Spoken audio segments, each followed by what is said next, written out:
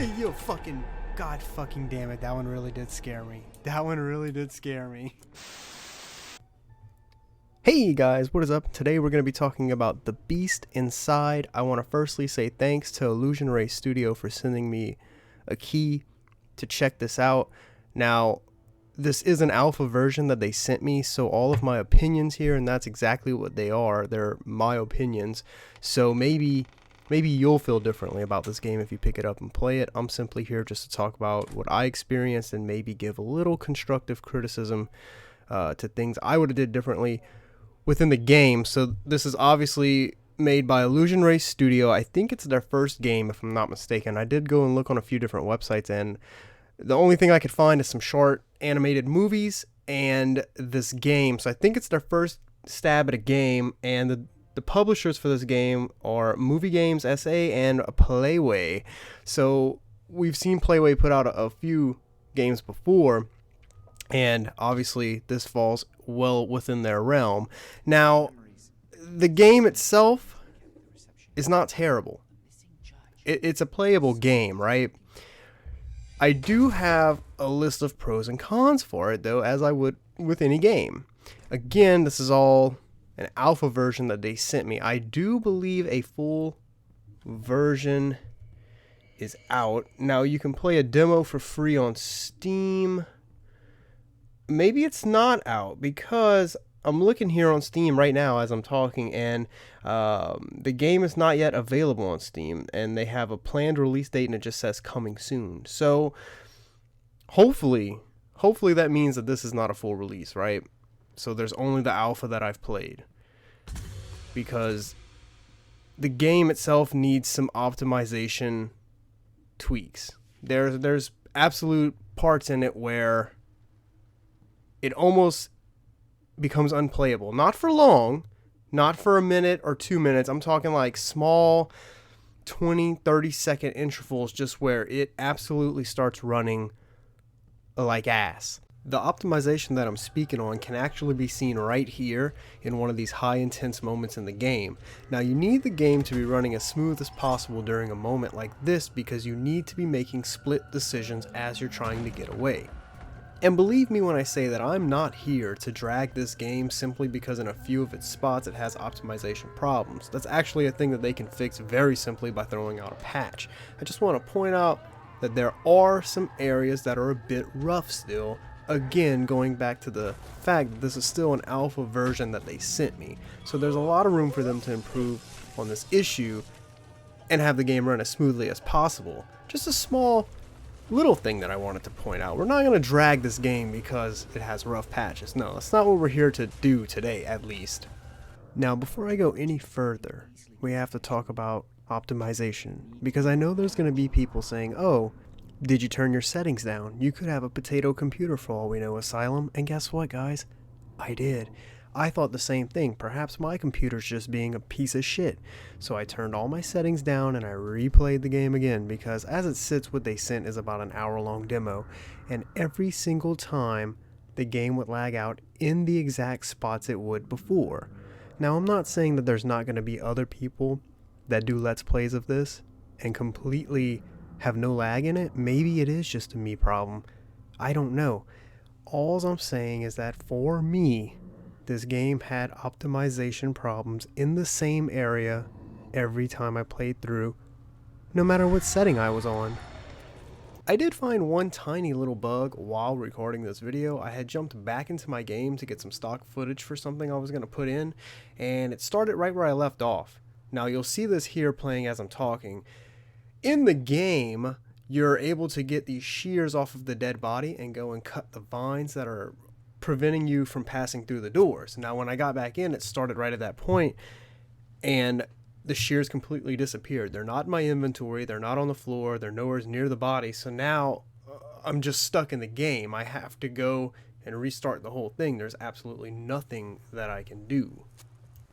Now, with all that being said, let's go over the list of pros and cons that I have for this game, and I'm going to start with the cons because I like to go out on the high note of the pros.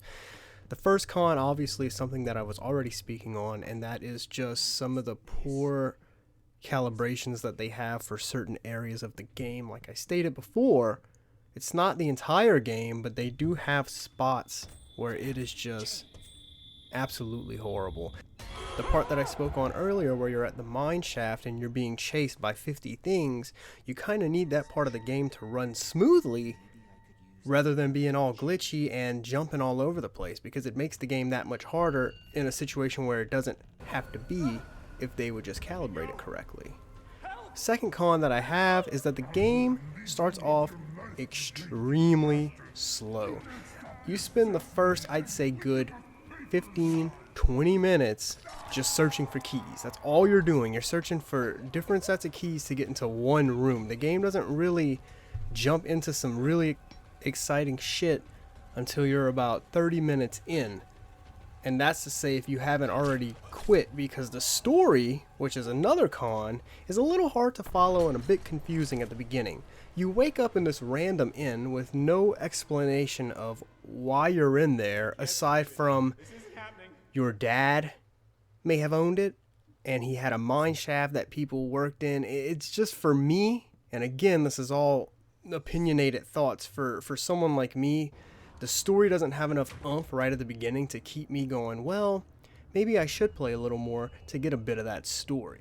Now, if you can get past those things, which are all very easy fixes, so why wouldn't you overlook that? This game does have a very nice list of good things going for it. First of all, the atmosphere in it is absolutely stunning, and it really can give you some scares. I had more than my fair share of jump scares happen while I was playing through my first go round, as you all saw right in the beginning. Mechanics are something that's also very important in a game, and I want to point out that this game has a few that I really adore. So when you're going in and around the mansion that you're in, when the cinematics come on, it kind of has something that almost feels like what we saw in the Obra Dinn, where everything's kind of sketched out and you get to see a story unfold in front of you, but it's not a colored picture. It's kind of sort of in black and white, and I absolutely love that style for this type of game, because it adds the horror ambiance that you really want with this.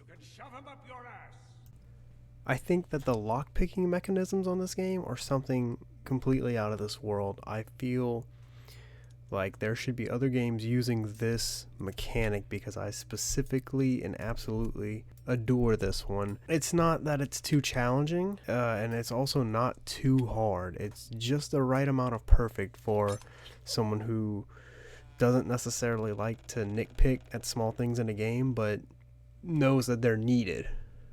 And not to mention, it's just overall completely beautiful, the look of it. I want to take a little time to sit and appreciate the atmosphere that this game is able to set more towards the end of this demo, where when you walk through the doors, you're about to head down to the mines outside. It instantly gets extremely creepy, leading you to know that some shit is about to go down. Look how gorgeous this game ultimately becomes, with a few chains dangling, candles everywhere, and a bit of blood splattered throughout the game. This game is legitimately scary at times, and I applaud it for that, because you don't really see that too often in current day games. You know, they have their jump scares, yes, that's a part of it, but I mean legitimately scary. When the witch is chasing you, I believe she was a witch, when she starts chasing you, that scream that she lets out at the beginning really did kind of put goosebumps on my arm. And as soon as this big butcher sees you and starts chasing you again, really, really creepy. This game also has a really keen way of making you feel a huge sense of urgency, because it doesn't let you know where you're going. There's no map, there's no mini-map, and as you're getting chased, you're having to make these very quick split decisions on, do I turn left or do I keep straight? If I keep straight, it might be a dead end, and I might end up getting fucked. So you turn left and now you're good, but then a bridge might break. I have to applaud it for having those kind of elements within it. Now, as far as the length of the game goes, I absolutely have no idea how long this game might end up being. The demo that they sent is roughly an hour long. It's a little over an hour. And as I stated before, I am completely lost in the story, so I can't judge the length of the game off of what's happening in the story currently because I just don't fucking know. I would imagine it's going to be about a 3 or 4 hour game if that's just where I'm going to guess. And that kind of rolls me into the last thing, is price point. I have no idea how much this game is going to wind up costing on Steam, but I'll tell you this much. They did have a Kickstarter at a point in time, and in order to get the early bird version of the game, a Steam key that was going to be $25 Canadian is what I'm thinking. Yeah, Canadian. I'm looking at it right now. So $25 would have got you the game, and I'm thinking that's probably what the price point is going to end up being on Steam. Now, they did end up raising $83,713 out of their $60,000 goal, and all that was raised by 2,079 backers. Now, $83,000 is a lot of money. They should be able to take that and put it heavily into this game, so the final product should be an extremely polished game. So that brings us back around to the final thoughts. Is this game gonna be worth it? And if I'm gonna go off of everything I talked about here, the very small, like 3 or 4 cons that I had, and all of the cumulative pros that I've had, plus thinking that I like the visuals and I want to play more of this because I want to know if the story is going to start to piece itself together a little better. Despite how much I hate that it doesn't really grasp you at the beginning, I want to know if later down the road in this game I will start to understand what's going on in the story. So I'm going to say yes, this game is going to be worth it at a $25 price point. Will I pay more if it's more? No. I'm willing to spend $25 on the Beast Inside. And I want you guys to remember, everything we talked about here is strictly my opinions and things based off of my experience that I had with the demo. I don't want y'all to feel like, well, I'm not going to play it because he had these problems with it. Maybe I will too. Definitely put this in your wish list because it's going to be one to really look out for. With an $83,000 budget, I really don't think that Illusion Ray Studios and Playwell will drop the ball. I really don't, people.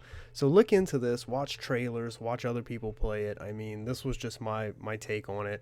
I hope you guys enjoyed this video. This is a new format that I wanted to try for the channel, and I hope you guys enjoyed it, and I will see you guys in the next one. But until then, remember, that's a good option for you, baby. And I will see you guys in the next one. Until then, so long, everybody.